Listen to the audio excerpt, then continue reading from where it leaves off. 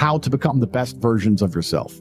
Because manhood is exceptionally hard and life is hard. But how you shape yourself will determine how hard it is for you and how miserable it will be. I want everybody here who's watching this, I consider this a matter of social responsibility. I want you to pull up a chair and eliminate all the distractions, because I'm going to speak to each and every one of you as if you were my son or a student or someone I'm trying to mentor. I'm going to imagine that all of you know nothing, and we're talking from the complete ground up. I've said this many times in many different iterations on different podcasts, but I want to repeat it again. As a man, there is no easy life. If you're looking for an easy life, you should have been a girl. You made a mistake. Yep. Your life is not about being easy.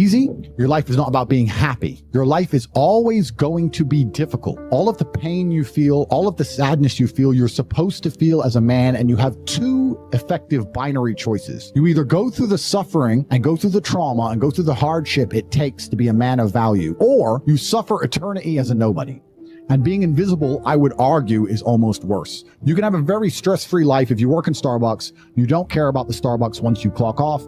You're not at work at the time. You go home, you play video games, and you exist until you die. That's stress-free, but you have to suffer being a nobody. Alternatively, you can go out there into the world, try and implement your mark on the world, work hard, try to get rich, more money, more problems. You can try and start a business, the stress of that. You can lose your girlfriend because all you're doing is working. This is a new level of stress, a new level of trauma, but at least you'll be a somebody at the end of it. There's two ways to suffer. You either suffer to become a somebody, or you suffer as a perpetual and forever nobody. What did Napoleon say? He said, glory is fleeting, but obscurity is forever. Absolutely. Glory is fleeting, but obscurity is forever. And when he says fleeting, that's a really good point, because everything in life is rented, especially your glory as a man.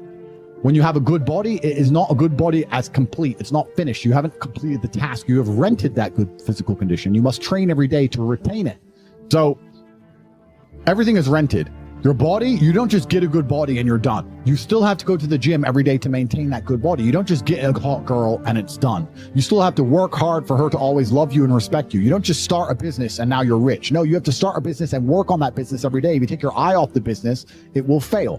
Everything in life is rented. So when he says glory is fleeting, he's also absolutely not correct, because glory is fleeting and you have to constantly and endlessly work for it and make sure that you never stop. Otherwise, it will be taken from you. But obscurity is forever. If you never make a mark on the world, then you effectively never existed. Yeah. And when you're gone, nobody will care. The reason our Father is discussed at length is because of who me and Tristan are. And the reason we will be discussed forever is because who our sons will become. And that's very important, because you have a duty to your ancestors and you have a duty to God. So you must make a choice.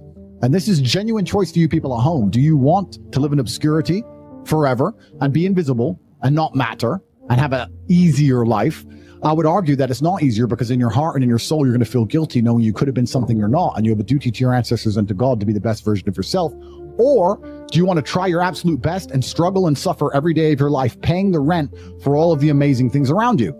We pay endless rent. We pay rent for our bodies. We pay rent for our relationships. We pay rent to keep our kids. We pay rent to keep our business. We pay rent to keep our freedom. Every single day is work to pay the rent. It's absolutely never ending. And you have to make that choice. So if you have a pen and paper in front of you, you need to decide, do you want to be invisible with a lower rent bill, or do you want to be important and work hard and suffer to make sure that the rent is paid? It's a choice you must make, and it's binary, and you must be extremely dedicated towards the decision you finally make.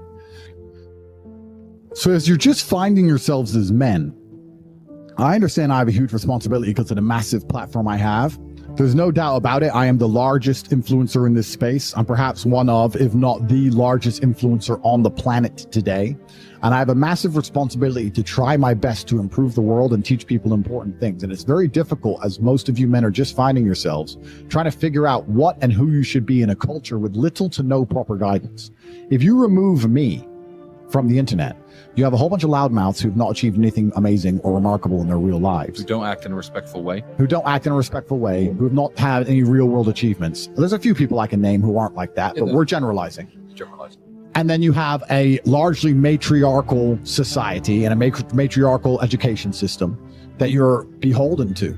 So who's teaching you to be a man? If you're fortunate enough to have a fantastic father, great. But if you don't, there are very little lessons, and there's basically no guidance out there explaining to you the self-accountability which is required to be a man. Everything we were just saying to you earlier about making the choice of being invisible or being highly important and paying the rent for one of those two choices, that's based around absolute and utter brutal self-accountability. You must accept the decision you want to make, and you must accept that everything is your fault. Everything is on your shoulders, regardless of what God throws at you. Give you an example. Me and you were in jail. Did we still have bills to pay? Did we still have mouths to feed? Absolutely. Did we still have a business to run? We're locked in a Romanian jail cell with no access to the outside world, and we still had responsibilities, and we were still absolutely and utterly accountable for those. We didn't sit and say, well, I'm in jail, so they don't matter. Let them take care of it. No, they do matter. We're men, and they must be handled. And we found a way to handle it regardless. Even though we believe we shouldn't have been in jail, even though it was unfair, even though it was a matrix attack, we still took absolute and utter self-accountability for the situation and all of our problems. We never skipped a beat. We never missed a single payment. We never let anyone starve. We handled absolutely everything from a jail cell. And you have to sit here and understand, most of you are in absolute freedom, not meeting your responsibilities. How are you going to meet your responsibilities if you become important enough to be locked in a jail? How are you going to meet your responsibilities when you're heartbroken? How are you going to meet your responsibilities if you lose all your money? And we're not talking just about our immediate family in a selfish way. I'm talking about my employees. I have over 300 plus employees, security guards who rely on their salary that they get from our company to feed their families. And that's their job. It's not their fault I was locked in jail. I'm the man who hired them. I have a responsibility to make sure everyone's salaries are paid, to make sure everyone's family is fine. There's a massive triangle, a massive pyramid built underneath men like us, of people who need to eat, and people who do us a service, and people who need their money in exchange. I couldn't just say, you know what, I'm in jail. They'll understand. What would I expect these people to do?